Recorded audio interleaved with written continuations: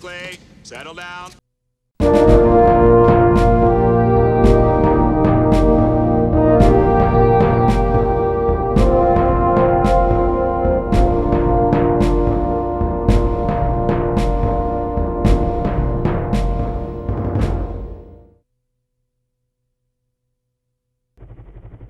As United States involvement in Vietnam escalated in the early 1960s, Bell's AH-1 Iroquois, or Huey, became the primary helicopter for all airborne combat operations.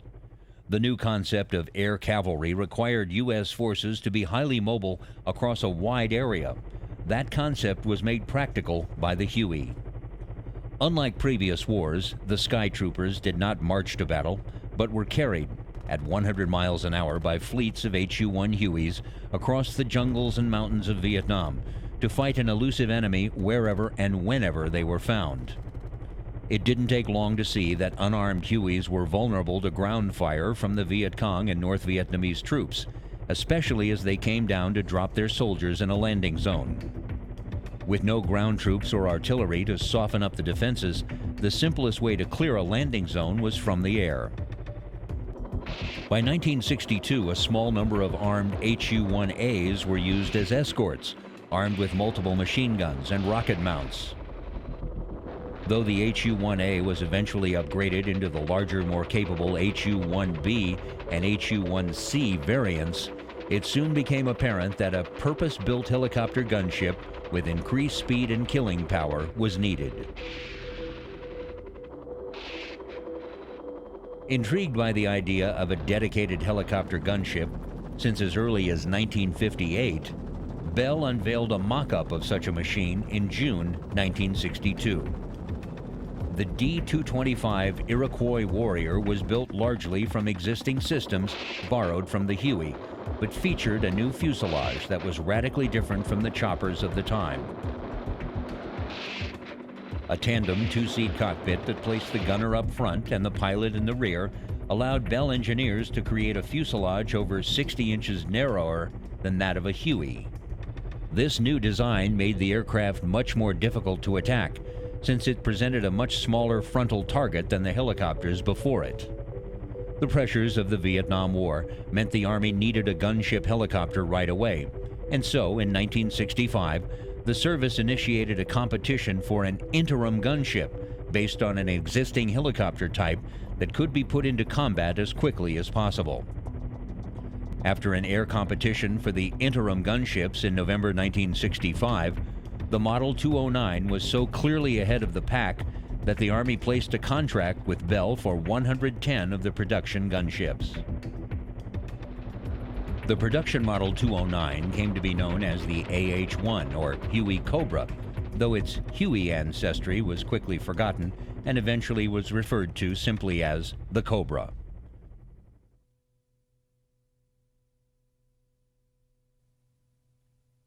The Bell AH-1 Cobra's slim fuselage and wide-bladed rotor design gave it twice the speed of the Huey.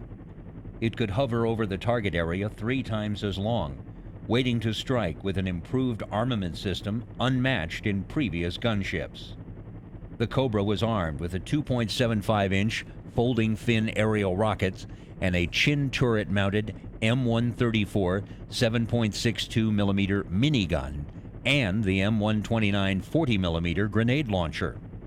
It could also be armed with a single minigun in a side-mounted gun pod and an M195 20mm automatic gun. The minigun could be selected for rates of fire of 2,000 or 4,000 rounds per minute. The turret could be aimed 25 degrees upward, 60 degrees downward, and over 230 degrees of arc. While many gunship crews loved the speed, agility, and hard-to-hit slender lines of the Cobra, some preferred the old Huey gunships. The door gunners not only provided additional eyes and ears, they could also lay down suppressive fire to the rear of the helicopter. The debate between the two factions went on throughout the war. Although the gunner was the primary operator for the turret, the pilot could fire it in the fixed forward position in an emergency. The gunner also had a set of simple flight controls that allowed him to fly the machine if push came to shove.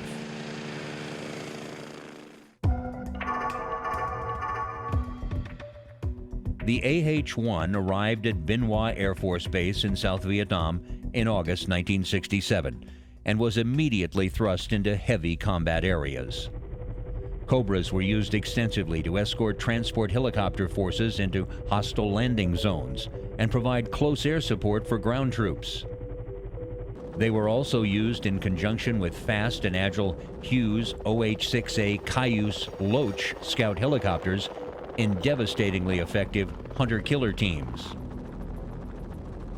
The Hughes OH-6 Cayuse, nicknamed Loach after the requirement acronym LOH, Light Observation Helicopter, is a single-engine light helicopter with a four-bladed main rotor used for personnel transport, escort and attack missions, and observation. Shortly after production began, the OH-6 began to demonstrate the kind of impact it would have on the world of helicopters. The OH-6 set 23 world records for helicopters in 1966 for speed, endurance, and time to climb.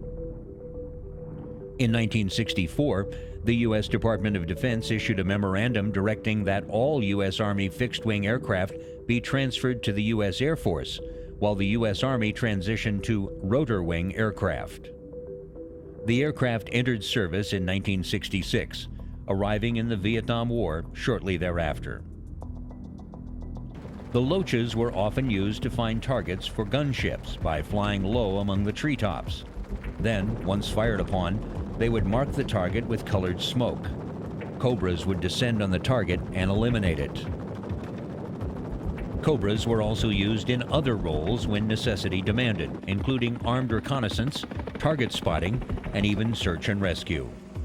A total of 1,116 AH-1Gs were ultimately built, with the last delivered in February 1973.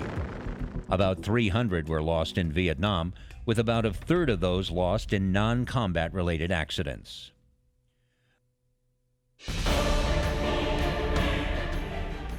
The end of America's involvement in Southeast Asia did not mean the end of the snake's bite. AH-1 Cobras were deployed for Operation Urgent Fury, the invasion of Grenada in 1983. There, they flew close air support for the ground troops and helicopter escort missions for the Hueys. They were also called upon during the U.S. invasion of Panama in 1989 during Operation Just Cause. During Operation Desert Shield and Operation Desert Storm, the Cobras and Sea Cobras played in a support role. The aircraft were fitted with engine inlet sand filters and operated from forward sites in the desert. 3 AH-1s were lost in accidents during the end-around by coalition armor forces, but they destroyed hundreds of Iraqi armored vehicles and other targets along the Highway of Death.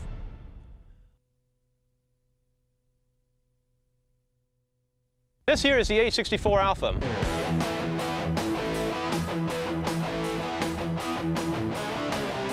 The primary purpose for this aircraft is to go out and destroy enemy armor.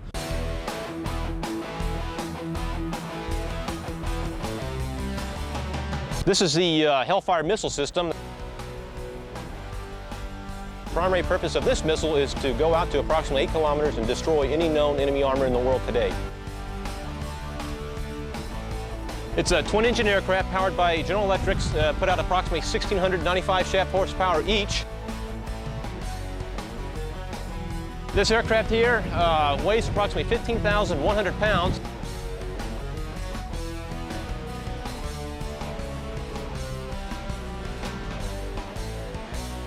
This is the pilot right here.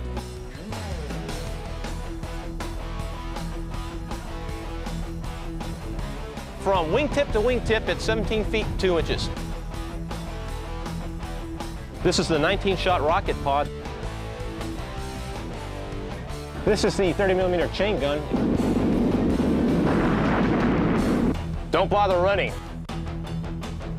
You only die tired. In the 1950s, the world became familiar with the military helicopter as a machine of mercy, an airborne ambulance that would whisk injured men from Korean battle zones to hospitals. A decade later, American fighting men returned to Asia, this time facing a much different type of war. Vietnam was a guerrilla war. The enemy would strike and then disappear.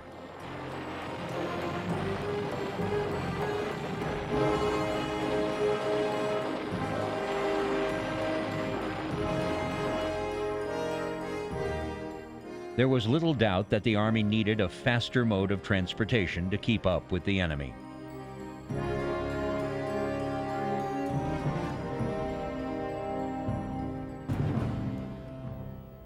Enter the Bell AH-1 Iroquois, fondly known as the Huey. This was no airborne ambulance, this was a fighting machine. Those that weren't used as troop transports were modified with 30-inch machine guns and rockets to escort the unarmed troop ships in and out of battle. The development of these helicopter gunships changed the nature of close air support. Helicopters were highly maneuverable, speedy, and could get down and dirty with the ground troops in a way that jets could not. The 1st Army Huey was the root of the American combat helicopter family tree. While one branch spawned an entire family of helos built specifically for transporting troops and supplies, another branch gave birth to the Cobra, the first pure attack helicopter. A worthy successor to its early gunship ancestors, the Cobra nonetheless had its Achilles heel. With the Cobra, it had its primary anti-armor weapon was the tow missile, and it only had a range of 3,750 meters. That means in order to shoot a tank, you're getting close to being inside the tank's main gun round range. The Army began looking ahead to the next generation of attack helicopters, and by 1975 they had 2 candidates. Bell Helicopters, the creator of the Huey Cobra, pitted its prototype AH-63 against the AH-64, made by rival manufacturer Hughes. After 850 hours of rigorous flight and ground trials, the Hughes AH-64 Apache emerged as the winner. 7 years of modification followed, including the acquisition of Hughes helicopter by aviation giant McDonnell Douglas. The first Apaches were delivered to the Army in early 1984. The Apache was easily the most formidable attack helicopter the world had ever seen. Imbued with all of the elusive, aggressive traits of its namesake tribe, the Apache was built to provide fire support to units in the field and to take out high-priority targets. More specifically, it was built to kill tanks. The Apache is a menacing aircraft, even stripped of its weaponry. In flight, it looks like the world's deadliest dragonfly. Its rugged exterior mirrors its durability. Everything in this aircraft is designed to crash. If you were to get shot down or something like that, it's designed to if it crashes, it's designed for the crew to live. The 30 millimeter, it will jam up in between the front seat and the back seat. There's an actual space there for it to crush up into. The struts are designed to take a heck of a hard landing, and they're designed to crush all the way up, so the wheels would be up level with the pilot's head. Armor made of boron carbide bonded to Kevlar shields the Apache crew and the helicopter's vital systems.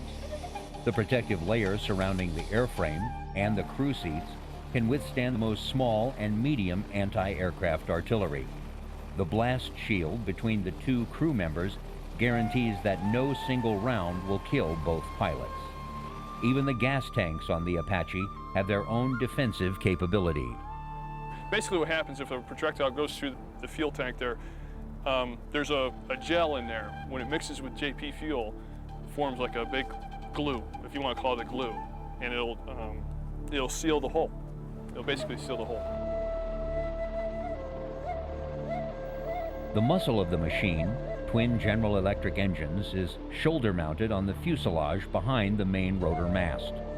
The engines are physically separated and run independently, so if one takes a hit, the other can keep the Apache flying. If I had to say what's cool about it, would be the power of the aircraft. The twin engines, 700 turboshaft engines, produce enough horsepower to get you in or out of any situation. The Apache's main rotor has 4 blades made up of stainless steel spars and glass fiber tubes. The blades can slice through tree branches up to 2 inches in diameter and can survive 50 caliber machine gun rounds and shell strikes. With a top speed of close to 200 miles an hour, some pilots liken flying an Apache to driving an expensive sports car. Its controls are incredibly responsive to a pilot's every command. But speed, durability, and maneuverability alone are not enough. An Apache without firepower is like a gun without a bullet.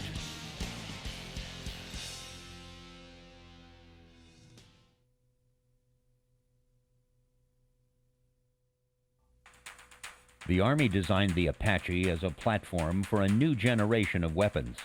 One is the laser-guided Hellfire air-to-ground missile. The Hellfire can pierce the armor of any known battle tank from more than 3.5 miles away. What it does basically is we designate targets on a battlefield with our laser, with a coded laser. The missile, before it leaves the rail, knows our laser code. When we squeeze the missile off, it finds a laser beam, it rides, so to speak, that laser beam to the target. At $40,000 a missile, Hellfires are ounce per ounce more expensive than gold. The Apache can carry up to 16 Hellfires on its outboard rails, though a load of 8 is more typical. The accuracy and effectiveness of the weapon is unquestionable. The Hellfire is the premier anti-tank missile in the Army's inventory.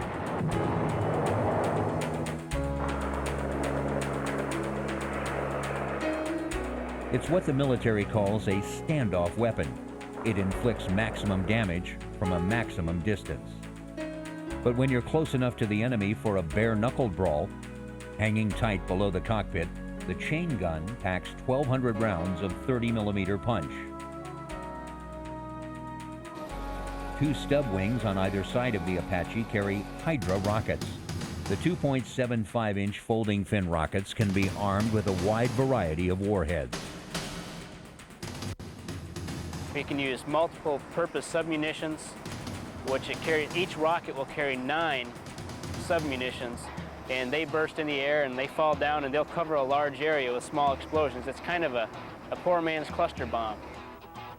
The Apache can launch its 38 rockets in a variety of combinations or all at once. That's a feeling pilots can only describe as a real rush. Not only do you feel it, you smell it. You smell the cordite as the 38 rockets leave the aircraft and the smoke that it leaves behind. Strapping into an Apache is like climbing down into an Indy car.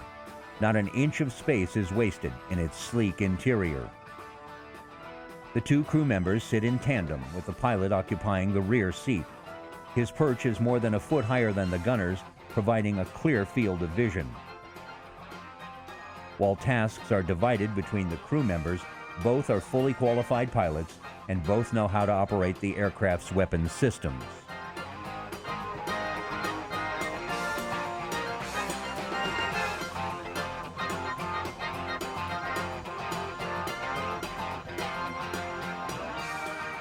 Stowed under the gunner's seat is a full set of flight controls, but unless there's an emergency, he's focused on acquiring and destroying targets.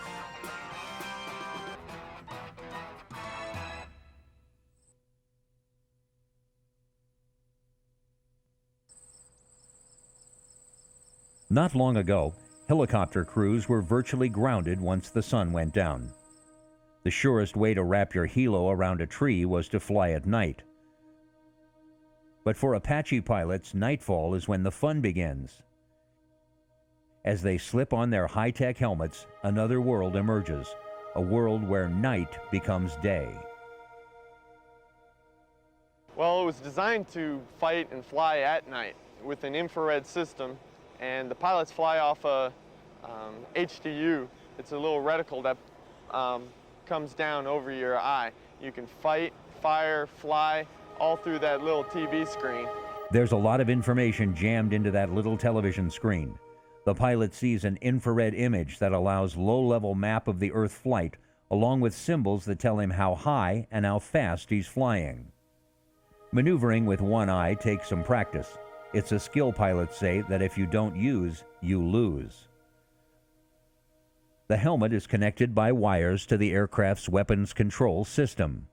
Either crew member has the option of slaving the 30mm cannon to his helmet, so the gun automatically points wherever he looks. It basically does a little trigonometry. It knows how high the helicopter is, what the look-down angle of your head is, and it does a little trigonometry and it figures out the range. If we were in a battle position and the front seater is engaging targets looking a long ways away, the back seater is worried about what's happening around him. So the back seater could have control of the gun slaved to his helmet. He could be looking to see if there's any bad guys around him and just suppression and keep them away while we're concentrating on what's going on downrange. Because the Apache is a sexy, state-of-the-art machine, competition to fly it is fierce. Only the strong of mind, body, and spirit need apply. Potential pilots go through 9 months of basic flight school, and only then can request Apache duty. If selected, they undergo an additional 3 months of intense training. They log countless hours of flight time in simulators. The simulators are virtual reality that is virtually real. Pilots respond to one computer crisis after another to test their performance under pressure. While nothing can take the place of actual flight, the time spent here pays big dividends when the student straps on his first Apache.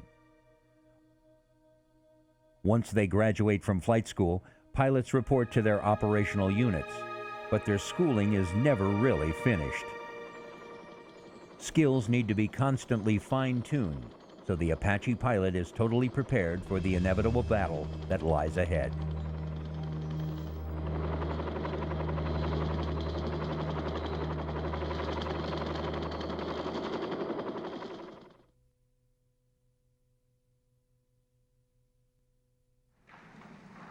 The Apache received its trial by fire in December of 1989 during Operation Just Cause, the American invasion of Panama.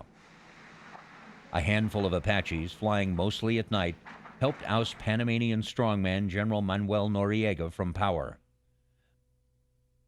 But the world would wait several more years before it heard the full battle cry of the Apache. The liberation of Kuwait has begun. January 17, 1992.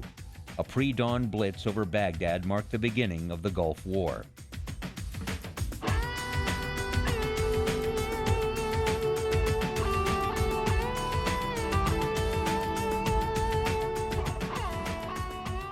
It is a little-known fact that the very first strikes of the war were not delivered by stealth bombers or even cruise missiles.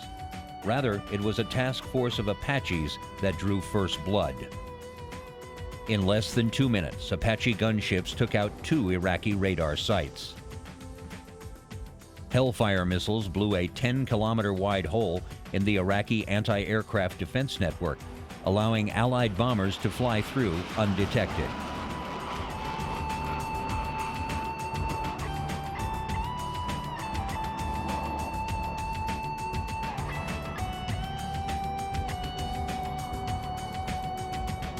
That's wedged to the south.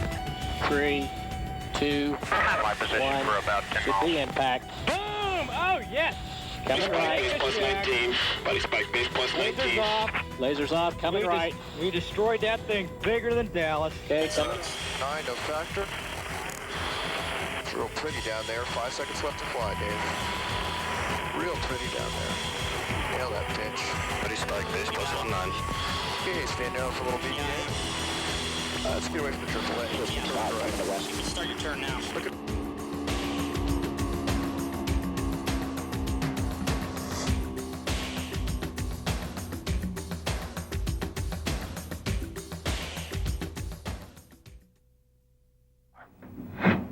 Bam, got him, got him. Shooting into 61, engaging a target, heading 120.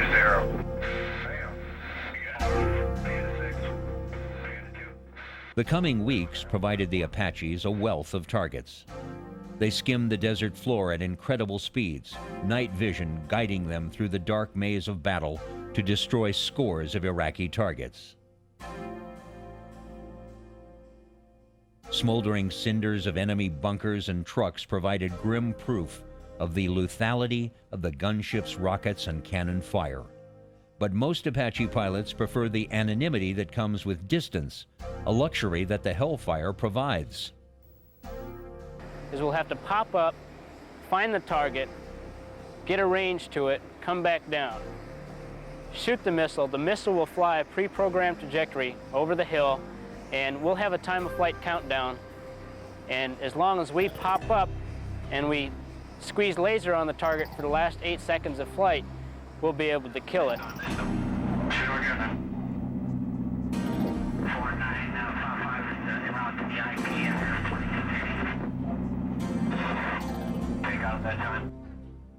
Countless Iraqi tanks met their end without a clue of what hit them or where it came from.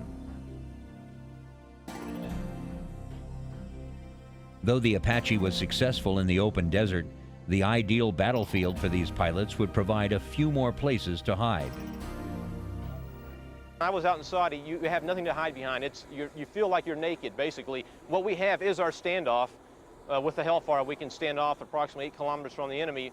But that in itself, at times, if weather conditions are bad enough where you have to scoot in closer to the enemy, you tend to feel naked because you have nothing to hide behind. I would prefer to have hills, vegetation that I could put this aircraft behind and pop up, scan the battlefield, and I can videotape the battlefield, return to my mast, my safety, review my tape, and then prioritize my targets at that point, and then launch my Hellfire.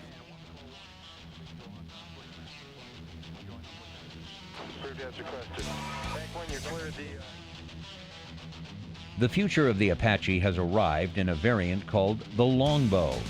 The longbow looks just like a regular Apache, except for a knob on top of the main propeller mast. That knob contains millimeter wave radar, which enables the gunner to guide up to 16 missiles at a time. The radar is mounted high, allowing the helicopter to stay hidden while scanning the battlefield.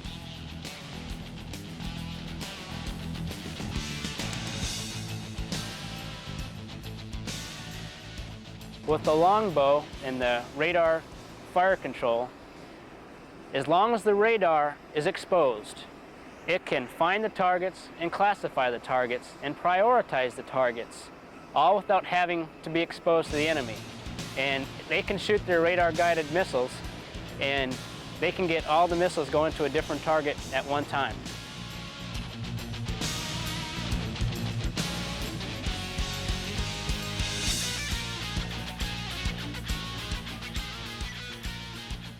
The modernization program will give the Apache more powerful engines, air-to-air missiles, and a global positioning system for pinpoint navigation.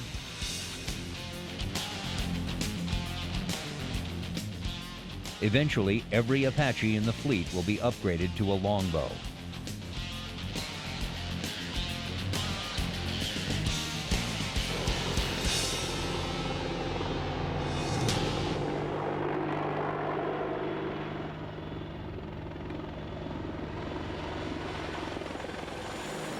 As this new branch on the helicopter family tree continues to grow, no one knows which direction it will stretch. The only certainty is this: no enemy tank in the world today can ever feel safe with the Apaches on the prowl.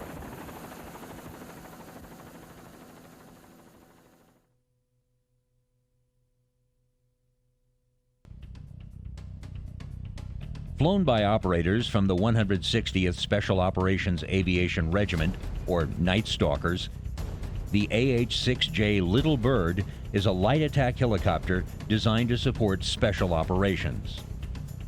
The AH-6 was initiated in 1960 when the U.S. Army issued specifications for a light observation helicopter that could perform personnel transport, escort and attack missions, casualty evacuation, and observation.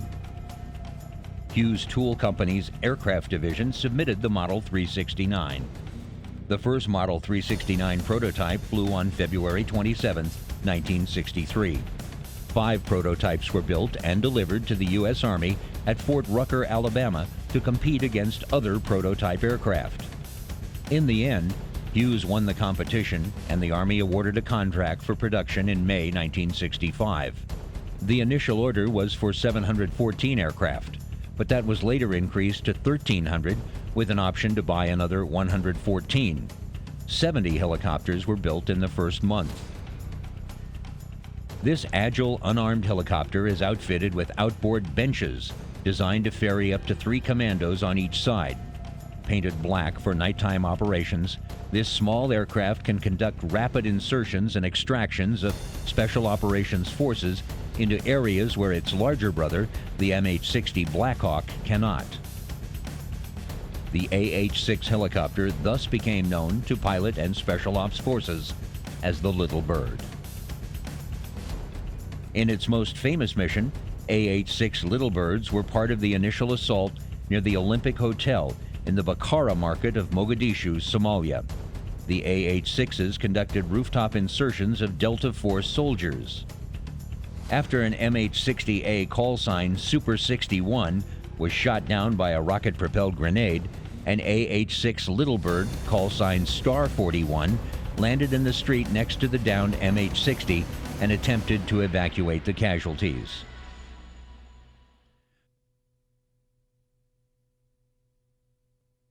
This is the OH-58D Kiowa Warrior.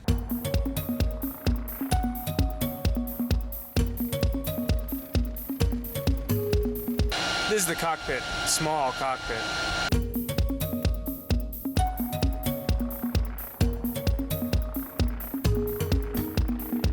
This is a battle tech coordinator, big battle tech coordinator.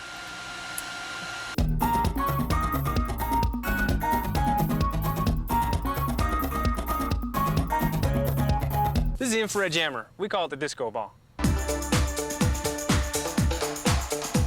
This is the mast-mounted sight. You think you're gonna hide from this?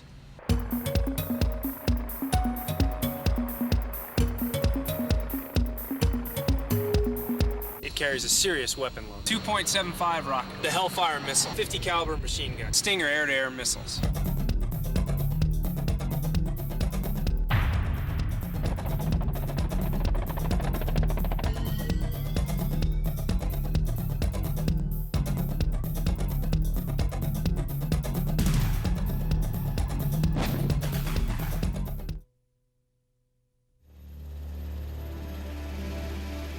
The helicopter is an extraordinary piece of hardware.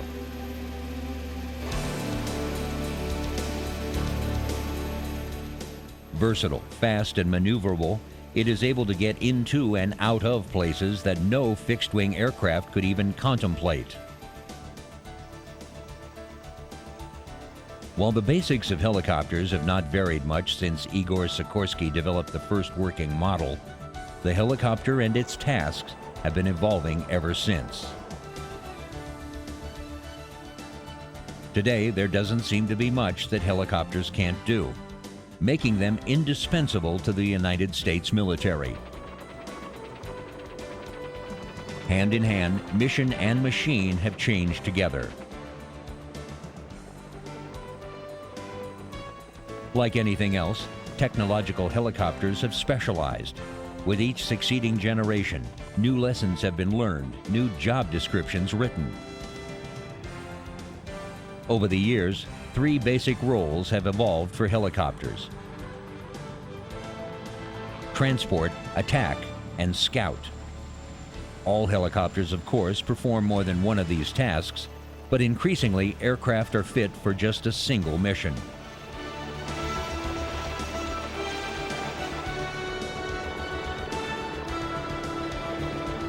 Given that helicopters have to provide for these missions on a variety of circumstances, it's no wonder that there are dozens of them in the military's inventory.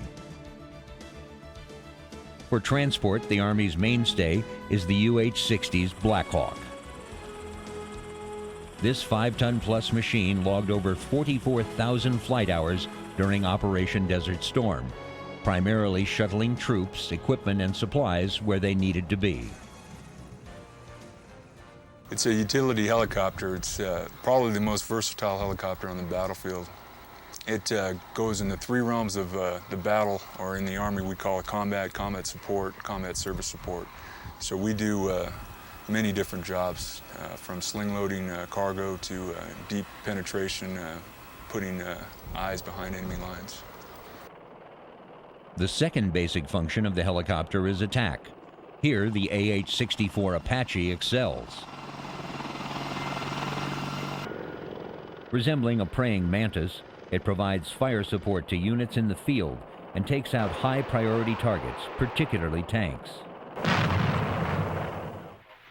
Well, its mission is to find and attack massed armor elements, and that's the primary mission, but today's changing times, we're developing new tactics and doctrine all the time to face different threats. Armed with a new generation of weapons, the Apache is virtually unstoppable. So the Army has a helicopter to transport its essential troops and equipment. A helicopter that attacks and kills. But which helicopter is assigned to the less glamorous mission of scouting and reconnaissance?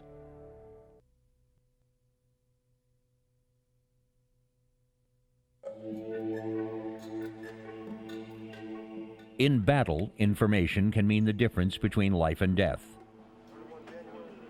A commander needs to know as much as he can. He needs to know where the enemy is, the direction he is traveling, and likely points of engagement. Scouts provide this information.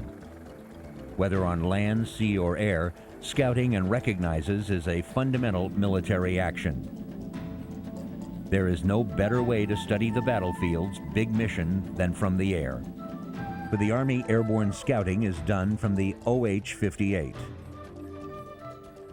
Generally, it's a scout aircraft used in the cavalry for scouting and reconnaissance to provide reaction time maneuver space to the commander.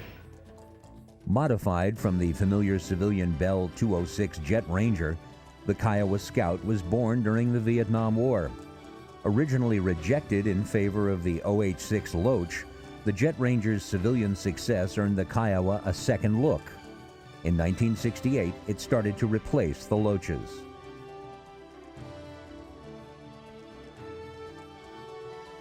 The Kiowa had several strengths as a scout. First of all, it was small. It could hover along stream beds or hide behind trees, popping up for a look at the battlefield and then disappearing. That was important because the Kiowa's primary defense was its ability to move around the battlefield undetected. In its cockpit was a crew of 2, each one a fully qualified pilot. The way things are set up in the cockpit, it's all ergonomically designed. We can keep our hands on the controls. The right seater doesn't have to take his hands off the controls to tune radios, to change different screen functions on the inside of the aircraft. The left seater is mainly a system operator.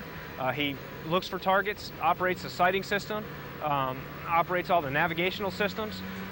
So whereas the workload is increased, the overall division of attention is decreased. While the small size of the Kiowa made for a cramped interior, its light weight made it an easy helicopter to transport. 2 OH-58s fit comfortably into the hold of a C-130 and could be offloaded and ready to fly in 10 minutes. Okay, start the clock. And clock starts now. Okay, come on. Other maneuver back and forth. Heave! Come on. Disconnecting the chains. Yeah. Push, push, push. Sights up and going. Blades start turning now. Yep. 9 minutes, 25 seconds. Blades start turning. It'll be off in 1 minute, yeah. Coming up. We're up. Okay, 10 minutes, 25 seconds. You're looking real good, guys. By the late 1970s, the Army needed a new way to safeguard its expensive new Apaches, born attackers that would be nearly helpless on the battlefield without their scouts. Under the extensive Army Helicopter Improvement Plan, or AHIP, Bell developed an upgrade for the Kiowa. It modified the OH-58 airframe with high-tech sensors and avionics that wouldn't be out of place in a jet fighter. The most crucial element in the upgrade, however, was not an obscure engineering change. It was instead the addition of the large, almost comical, mast-mounted sight. The MMS was an unwieldy, alien-looking addition to the craft. Its eyes peered out from above the rotor, bringing the battlefield into clear focus, day or night, rain or shine. The MMS was mounted high, so that the Kiowa could peek over tree and ridge lines, taking the enemy by surprise. The MMS ball was 65 centimeters in diameter and could freely rotate 360 degrees. Inside was a thermal imaging system that could detect targets at night and in extreme weather conditions. There was also a low-light television that enabled the crew to see better than they could with just their naked eyes. The aircraft, with the mast-mounted sight, gives us the ability to detect out to possibly 10 kilometers based on terrain and weather situation.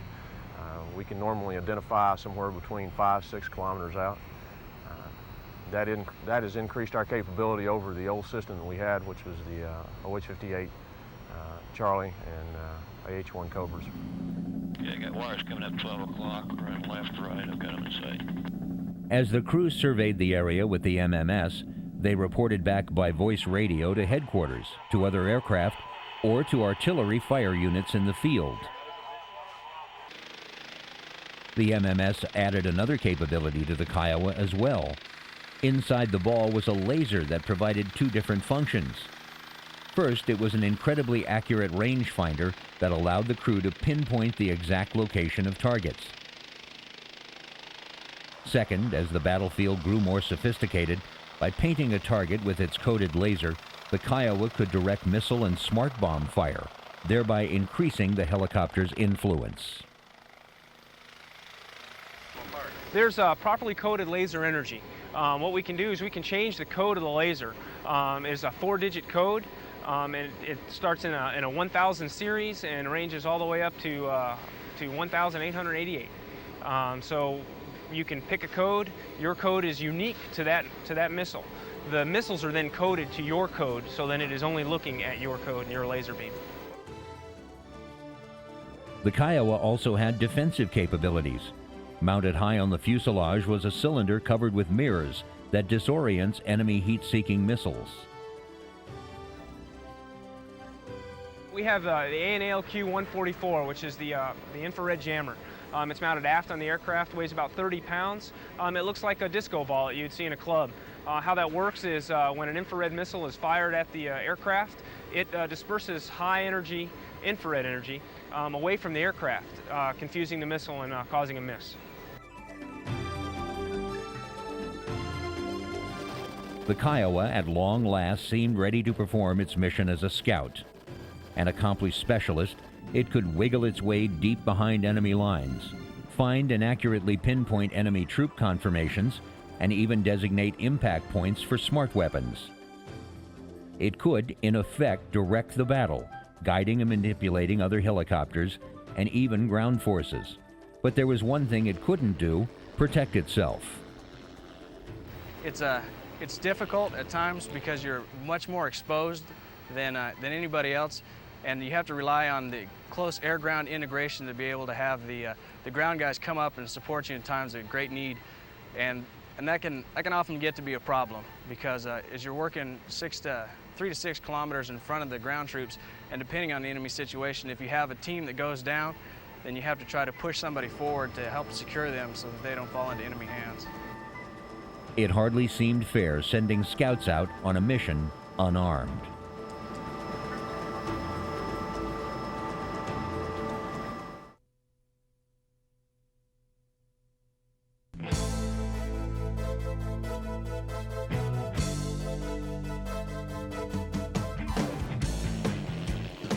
After more than a decade of upgrades, the Kiowa had emerged as the world's best scout helicopter.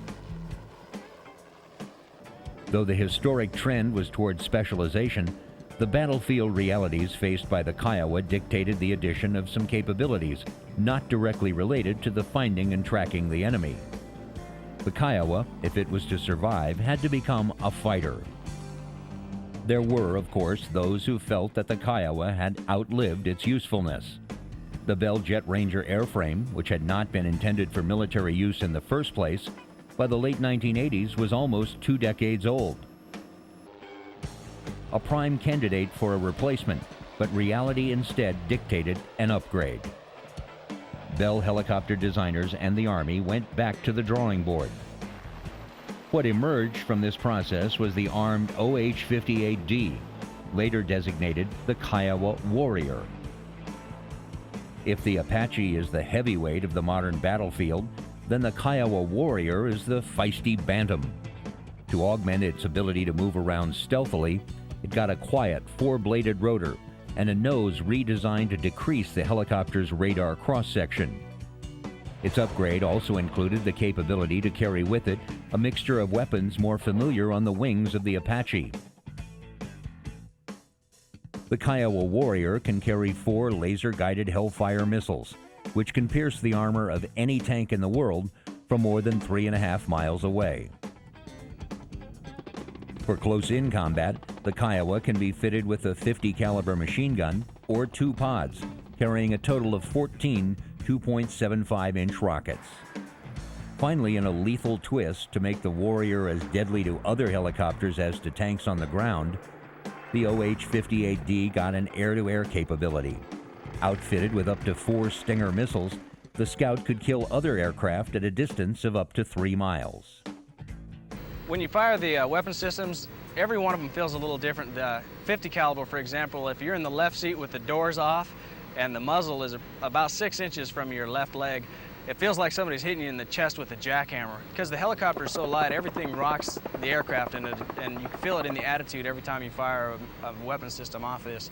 And it's always something new. You have to keep on your toes to maintain the proper alignment with your target every time you fire. To give the pilots proper control of the weapons, the Kiowa Warrior is literally stuffed with electronics.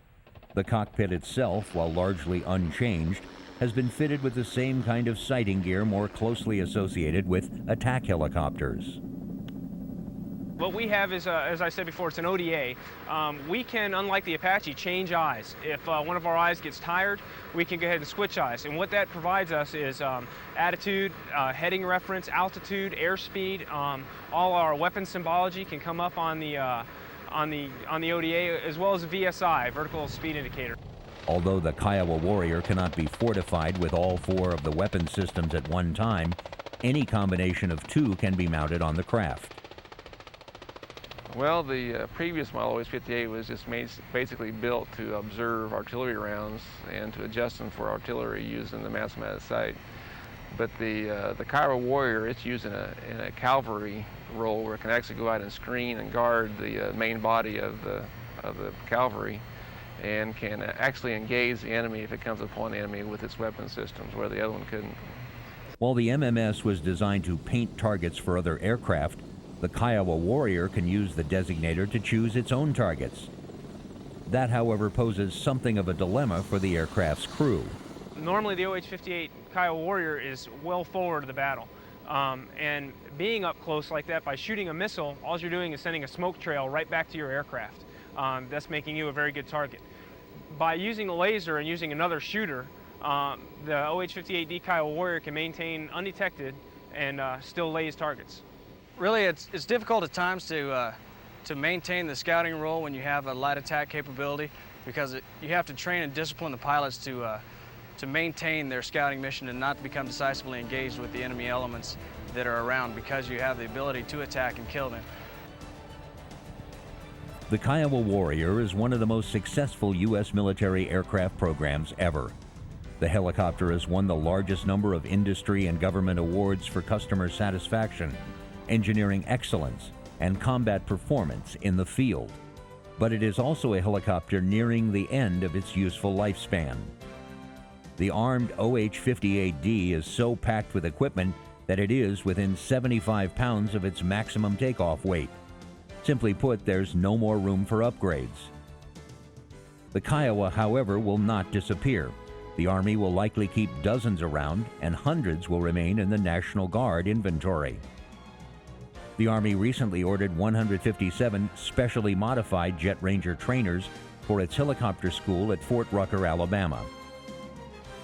This assures that another generation of pilots, attack, transport, and scout will come to know and love the Kiowa. I think the greatest thing about being a helicopter pilot is the view you get from your office every day when you go to work. There's a lot of an exhilaration and the rush to it. It's difficult to try to communicate to people about what you feel and the things that happen in an aircraft that don't have the opportunity to fly very often.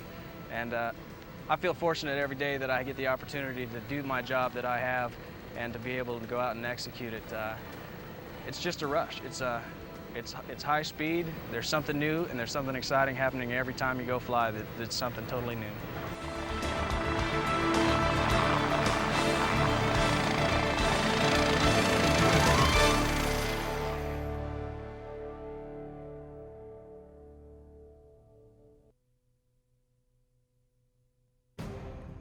The Soviet-Russian Mil Helicopter Design Bureau is well known for their series of transport helicopters, but they also developed a line of attack helicopters. The best known of the Mil attack helicopters was the Mi-24 Hind, which became a symbol of Soviet and Russian military power, primarily in the Soviets' war in Afghanistan. The heart of the Hind was a pair of Isotov TV2-117 turbo shafts with 1,700 horsepower each. This was later improved to TV3-117 engines with 2,225 horsepower each. Engine reliability was poor at first, but the Engine Bureau worked hard and was able to raise the design up to spec. A 5-blade main rotor system redesigned from the main rotor of the Mil-8 with a smaller diameter. The rotor system also featured electrical de-icing. The Hind had an Afanasyev 50 caliber machine gun in the nose, along with sensors and anti-tank guided missile radio control gear. Stub wings for carrying armament loads, as well as providing lift and forward flight, were fitted with a total of 4 stores pylons, each capable of carrying an unguided rocket pod, an anti-tank missile, or other store. The wings also included wingtip launch rails that could each carry 2 radio-controlled 9M, 17M Falange M anti-tank missiles. There was also a gun camera in the left wing. The windows included firing ports for the soldiers' assault rifles, much like an infantry combat vehicle. The Hind A suffered from some drawbacks in service. Firepower was inadequate, and even though the Hind A's cockpit featured a large area of glass, it provided a surprisingly poor field of view, as well as poor crew protection. By the late 1970s, the Hind was in widespread use by the Soviet military and client states. Many more variants of the Hind were built in succeeding years. The Russian Mi-28 Havoc has had a long and difficult development history, beginning in the early 80s when it competed and lost to the Ka-50 in Soviet procurement trials. It was created to be Russia's state-of-the-art, all-weather, day-night military 2-seat anti-armor attack helicopter. The design lived on into the mid-90s in the form of the Mi-28N, a more sophisticated variant kitted out with advanced sensors and fire control systems. The Mi-28N is now in active service within the Russian military and is available for export. The Havoc can carry a range of weapons into battle. A 30mm 2A42 cannon is mounted beneath the nose and can pivot through 200 degrees. The Mi-28 stub wings include countermeasure pods stuffed with infrared and electronic jammers, flare chaff launchers, and contained hardpoints for a variety of air-to-surface ordnance. Typical loadout includes unguided folding fin rockets of various calibers in underslung pods and Sturm radio-guided and/or Ataka radar-guided anti-tank missiles. As with most modern gunships, crew survivability is paramount, and the Havoc's cockpits are heavily armored. The Mi-28N's fire control system includes a helmet-mounted target designator, which is slave to the pilot's line of sight. Sensors include narrow, wide field of view optical and video. A microwave radar fitted in a pod over the rotor can detect, target, and guide anti-tank missiles. Other sensors include a forward-looking infrared FLIR system.